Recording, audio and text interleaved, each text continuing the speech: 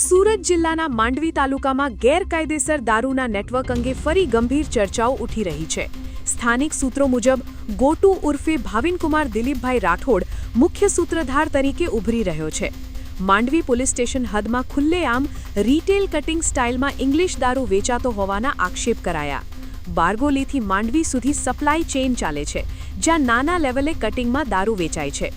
ગોટુ સાથે તેનો સાળો અને બનેવી પિન્ટુ પણ આ ધંધામાં સક્રિય હોવાની ચર્ચા ચાલી રહી છે. અલગ અલગ જગ્યાએ સ્ટેન્ડ ગોઠવી જાહેરમાં વેચાણ થતું હોવાનો દાવો. વિસ્તારના અન્ય બુટલેગરો પાસેથી ઉઘરાણી અને વહીવટદાર સિસ્ટમ મારફતે સેટિંગ હોવાના આક્ષેપ થઈ રહ્યા છે. દક્ષિણ ગુજરાતમાં અગાઉ પણ મોટા બુટલેગરો દ્વારા કટિંગ નેટવર્ક ચલાવાતા કેસો સામે આવ્યા છે, જેમાં પોલીસ દરોડા છતાં ધંધો ચાલુ રહેતો હતો. ગુજરાતમાં દારૂબંધી હોવા છતાં ગેરકાયદેસર દારૂનું નેટવર્ક ખૂબ જ સંગઠિત રીતે ચાલે છે અને તેમાં સપ્લાય, રિટેલ અને ફાઇનાન્સ અલગ અલગ લોકો સંભાળતા હોય છે.